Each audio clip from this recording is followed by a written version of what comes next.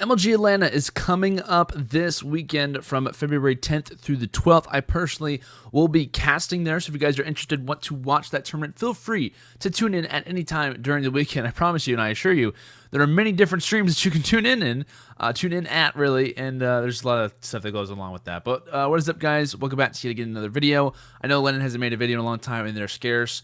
I've been working really hard, trying to do stuff at UMG, trying to get content and stuff like that going, and it's just been very difficult for me to make content, so I apologize for that, but I said to myself, I have to make a Atlanta prediction. I cannot go out an event without making a prediction video, especially if I'm going to be there myself. So today, I'm going to be going over each and every pool. However, though, I thought it'd work better this way because I'm going to be talking for a very long time about each group. I'm going to make each pool or group into their own separate video. So by the time this has been uploaded, my goal is to have all of the other ones uploaded, or at least upload them in a row.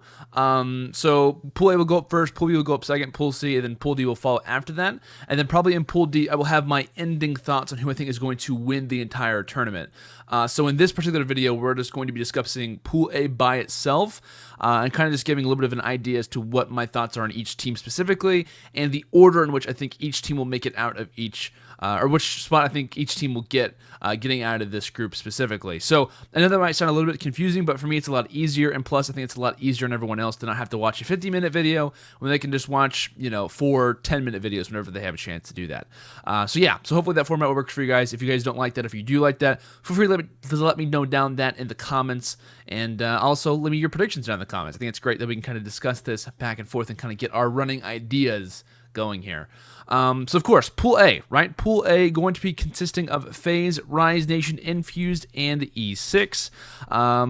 First off, going to be discussing, is this the group of death? I think to answer that question, to say, is this the group of death? On paper, it is the group of death. I mean, you have such talented teams. Faze, PSX Invitational winners, looking to be a top team, top 5 team probably in the game right now, if not top 4, top 3, where you would put them at.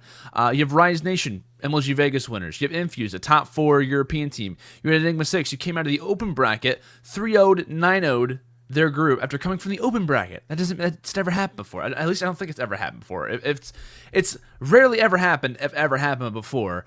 And they ended up finishing top 8 at MLG Vegas as well. So this is a very stacked group on paper. However, though, I will say I do not have this as my group of death. What is my group of death?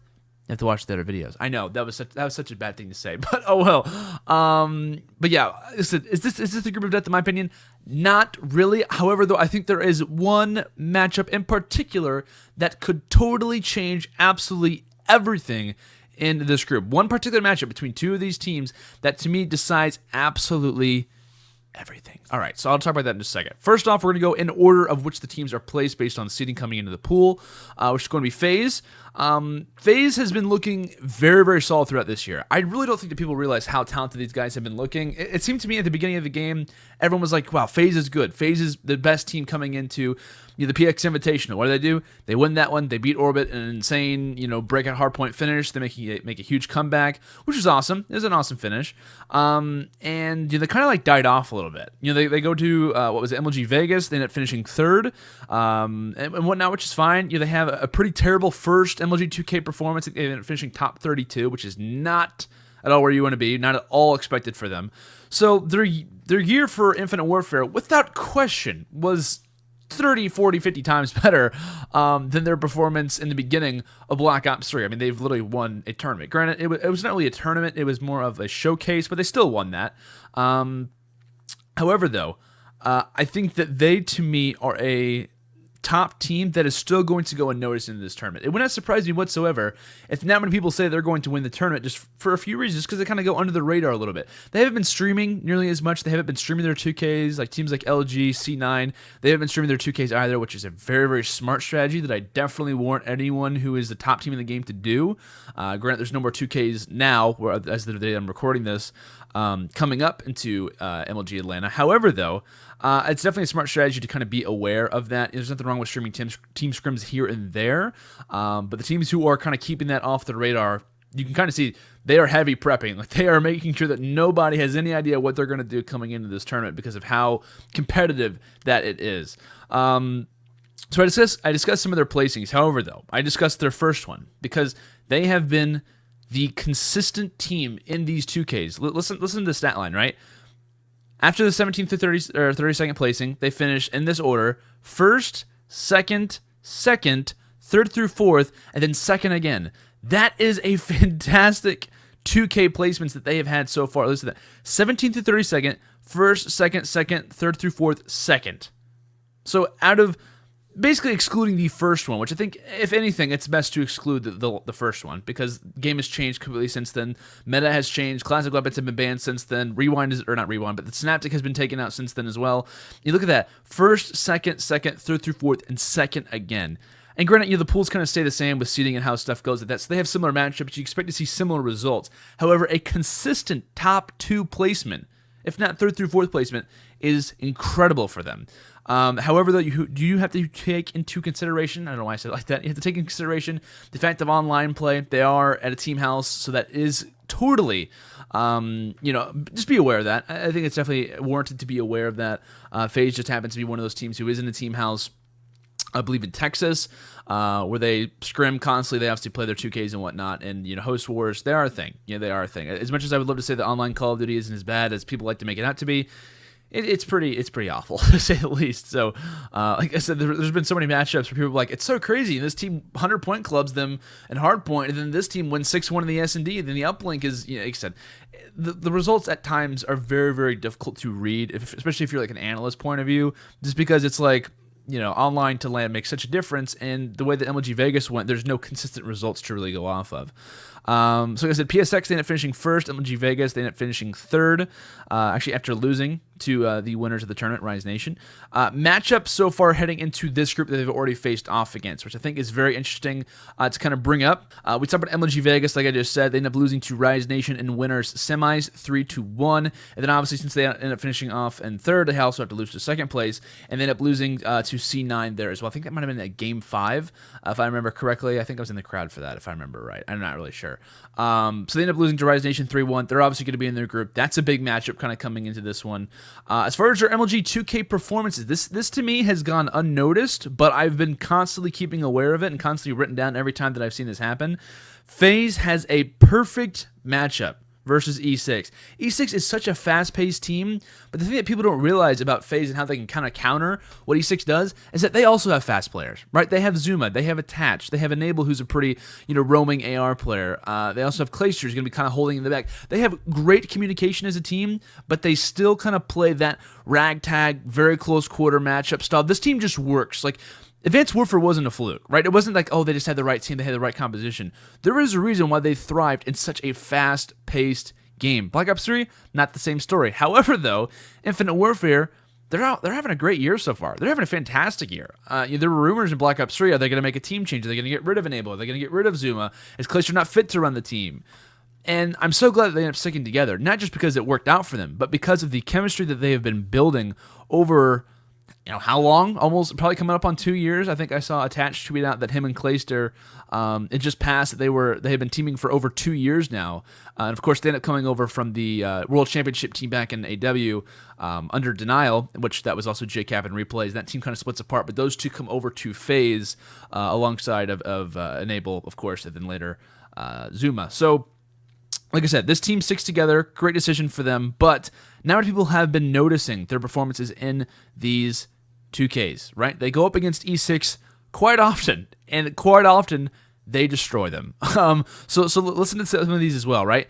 January 15th, Faze beats E6 3-1 in semis. January 22nd, Faze goes up against E6 again, this time in quarters. What do? They 3-0 them. What happens in the recent 2K? This was on February 4th. Faze beats E6 in semis, 3-0. So 3 different times they faced off against them, and in total they've went 9-1 map count versus them. Of course, I'm not 100% sure as far as the exact maps. I'm not going to go back and look at all the maps specifically in those. However, though, you have to give massive credit. There is something that just works about this Faze team. To me, they are probably the most talented team on Breakout that I have witnessed on a consistent basis. So if you're facing off against them in Breakout, it is not a fun time for you, to say the least.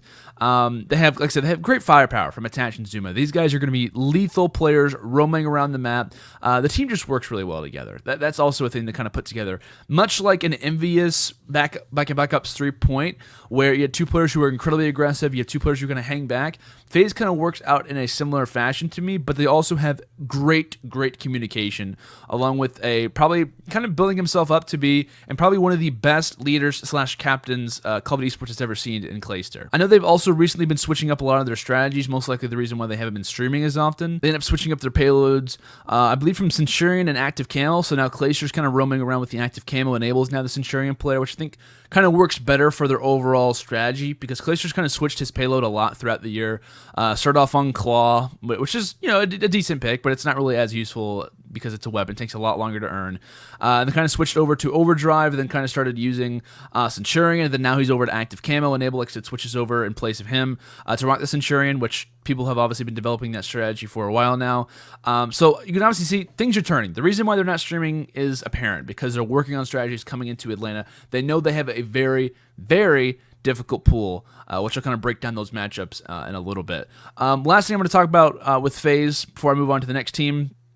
It was actually a recent loss in the 2K. You're right. I said they ended up beating E6 in the semis. They ended up moving over to the finals, and they lose to Optic Gaming in a Game 5, Round 11, 1-1. Man, we deserve to see these two on LAN again. It happened in MLG Vegas. Faze ended up winning that one 3-1. However, though, we have to see this matchup happen again. I think it's only fitting. I think it's only right that we end up seeing that. To kind of break down and kind of give you guys an idea, if you did not catch the matchup between Optic and Faze in the 2K last week, or this past weekend, excuse me, make sure to go watch it. I'm going to break down and kind of let you guys know the exact map scores of these.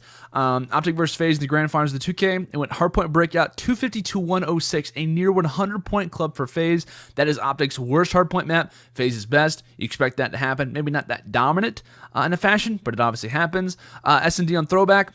One of Optic's best. You have Formal, who's a sniper rifle in the back. Definitely kind of caught Faze off guard, constantly getting first blooded, and constantly catching him off the flank, which is Zoom and Enable like to do quite often. They end up 6-0ing them. So 100-point club one game, 6-0 the next game. You can kind of see the skill differential in different game modes for these teams. Faze ended up winning a very close uplink. They ended up winning that one 9-8. Very close game, obviously.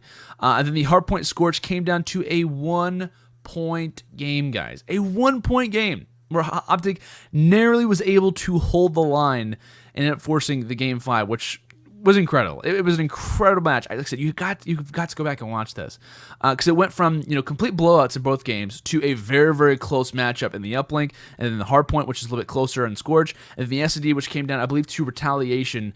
Like I said, Scump ended up winning that one in a 1-versus-1 situation, I believe versus Attach, if I'm not mistaken. I could be wrong on that. It might have been a different player. It doesn't matter who he was in 1v1 against. It just matters that Faze ended up losing that one in a very close fashion online. So I hope these teams end up matching up against each other. That's what I'm kind of looking forward to. And I know, see, this has been a very long breakdown of just one team.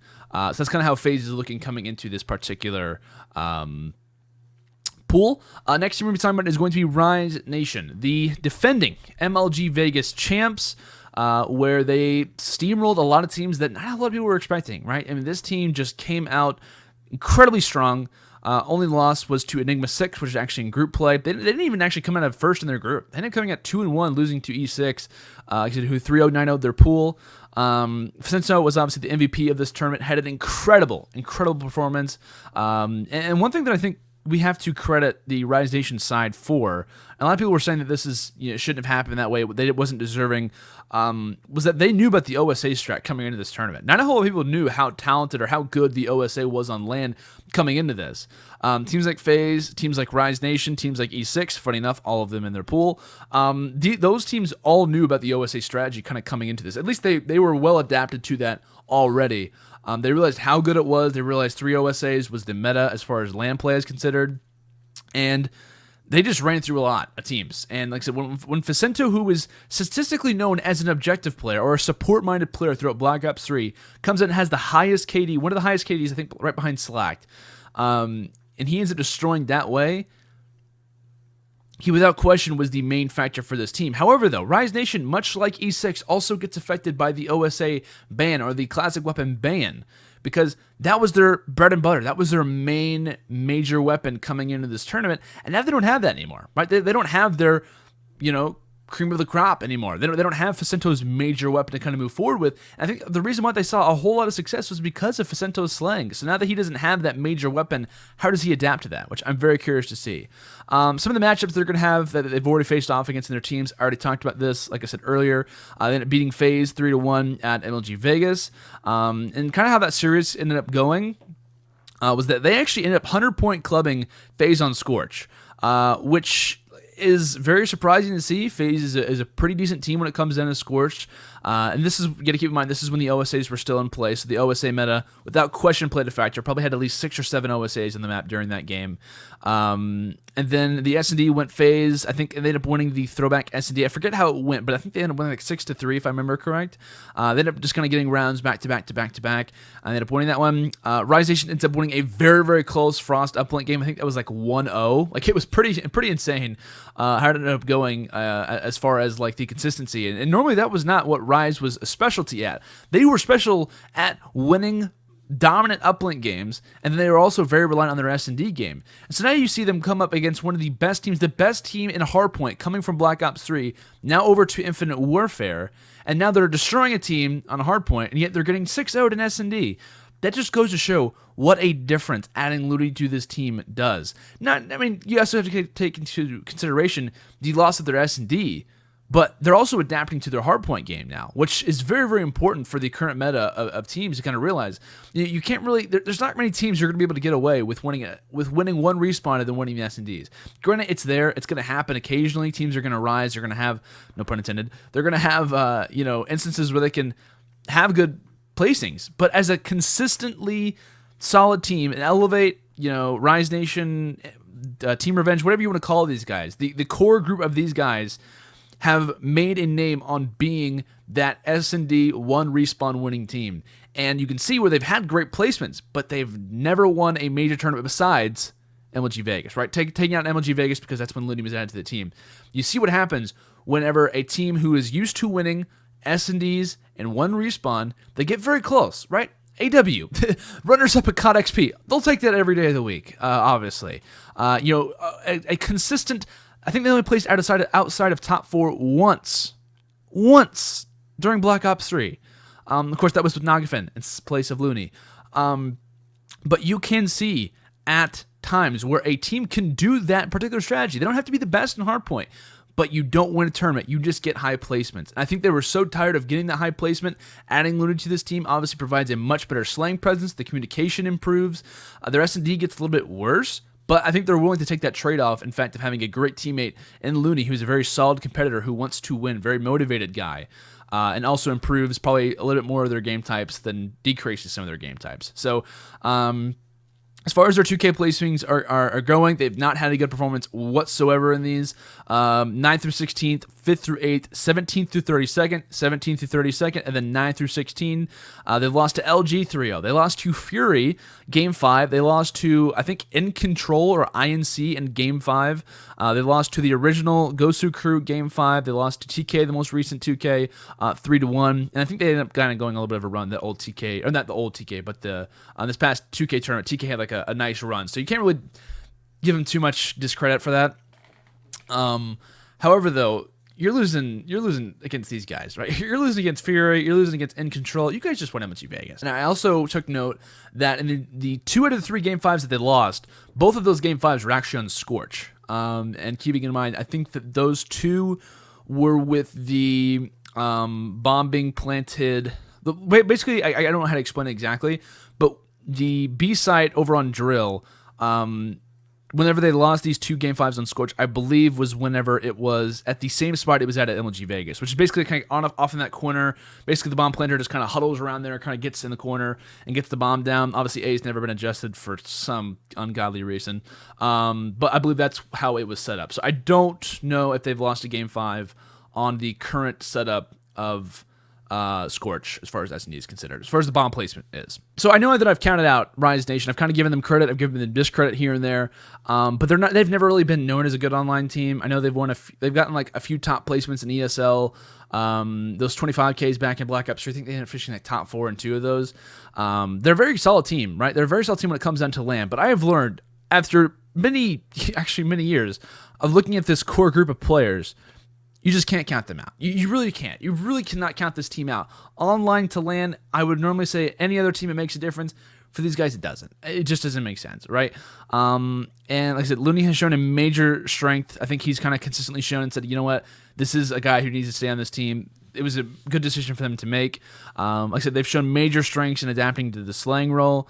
And like I said, they only outplaced top 4 last year. They end up increasing their game modes.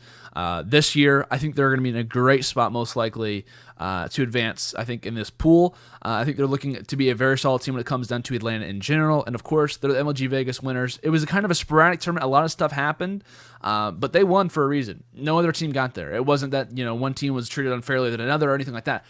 Y'all have the same competition. They just happened to win it and end up beating Cloud9 in that exchange. So major credit to Rise Nation. I think they're going to be a top team coming into this one, and I'm really looking forward to seeing how they perform, especially after the pretty poor performances they've had in online 2Ks. So the next team we have is going to be Team Infused.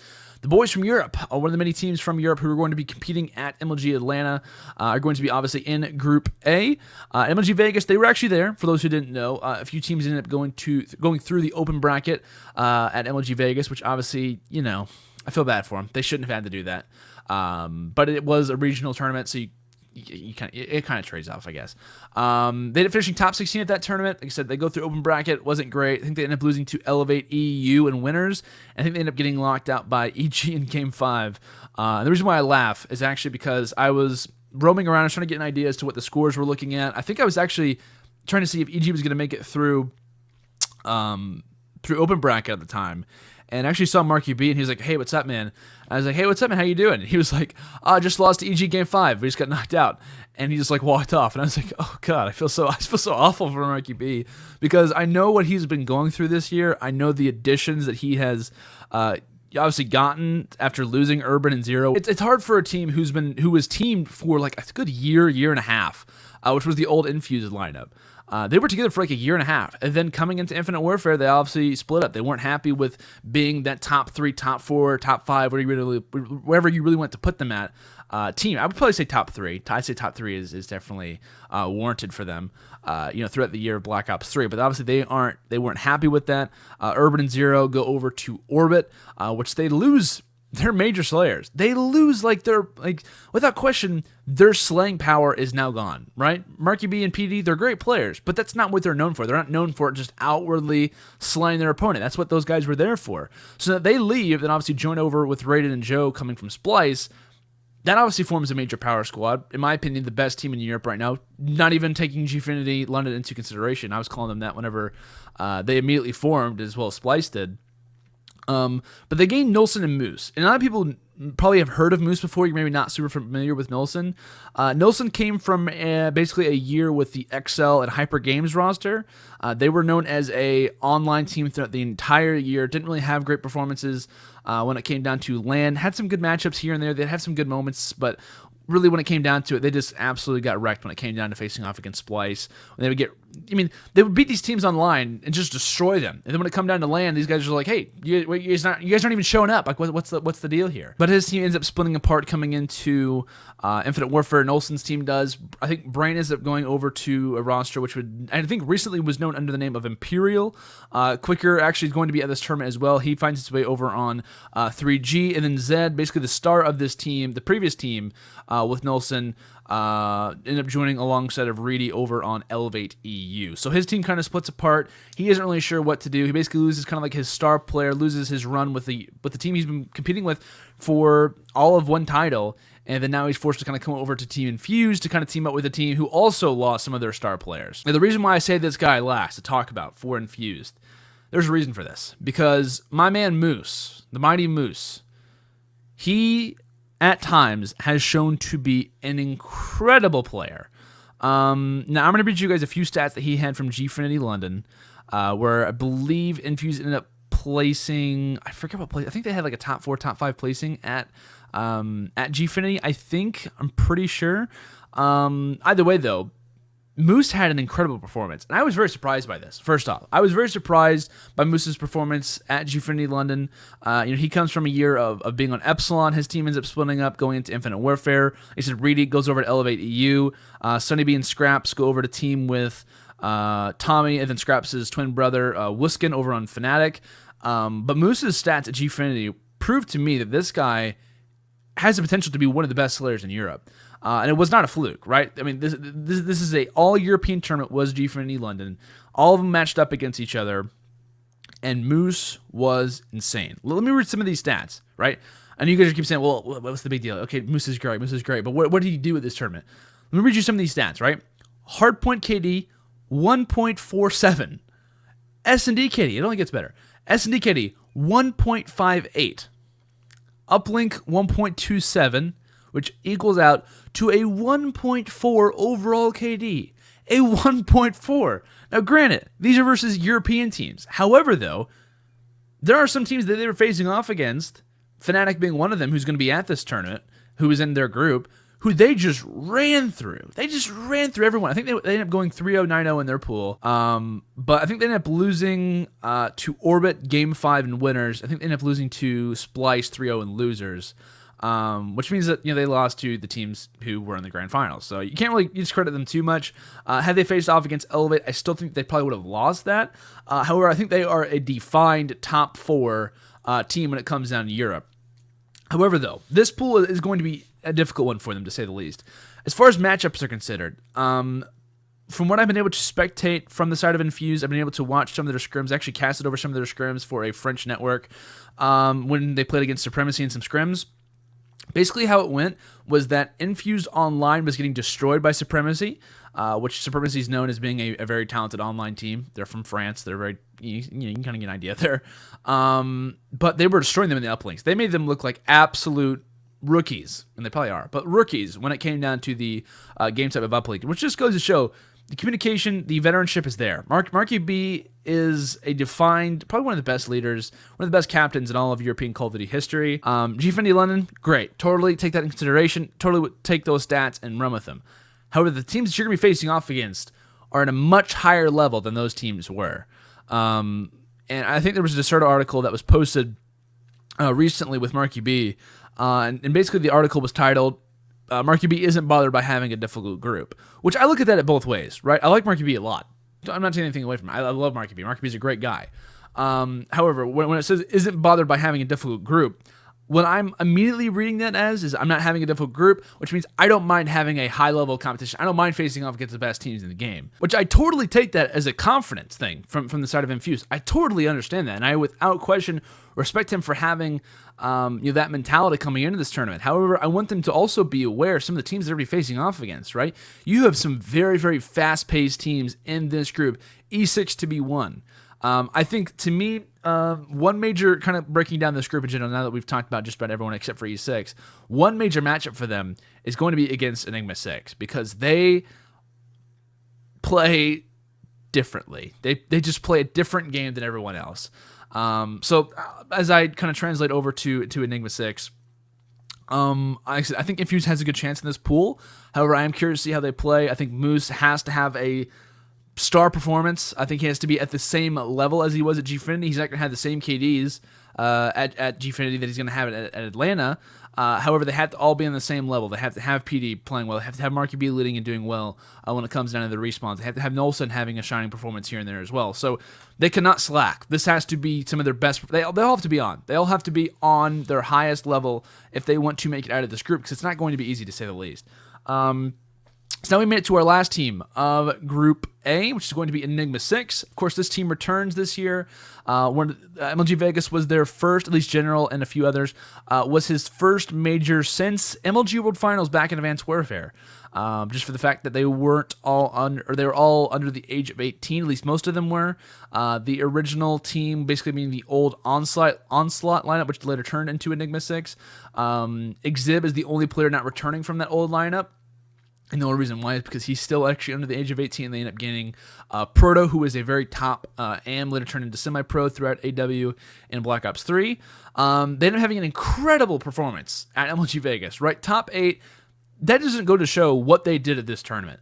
Because, like I said, for one of the first times ever, a team coming from the open bracket went 3-0 in their group and 9-0'd everyone. They 9-0'd every single, or not 9-0, but they 3-0'd everyone to get a combined 9-0. That has never happened. Like I said, I think that goes to show the OSA power that they had. Granted, I'm not taking anything away from what they did and what the weapons really changed now, but I'm very wary. I'm very nervous about E6 coming to this tournament because obviously they have a great performance at MLG Vegas. Never going to take that away from them. However, though, you do have to keep in mind it's a different game now. It's a different game. You don't have that player. You don't have that Synaptic player anymore. You don't have the OSA to kind of rely on anymore. You don't have the Hornet. If you're an MV4 player to kind of rely on either. So I'm curious to see how they play. Like I said, I already discussed a lot of their matchups. They've lost to Faze 3 different times in MLG 2Ks, going 1-9 versus them in total map count in online 2Ks. Then beating Rise Nation in groups at Vegas, the only team that Rise lost to at MLG Vegas, so that kind of makes everything very interesting. Like I said, they're definitely affected by the weapon ban heading into Atlanta. Their scrims have definitely changed. One last thing I would talk about E6 before we kind of discuss my overall predictions in the pool. Is that there is one thing that I think is very interesting that they have, and I've never noticed it in a team ever in Call of Duty history have on Hardpoint. Granted, it's a jetpack game, but still, is their pacing in Hardpoint.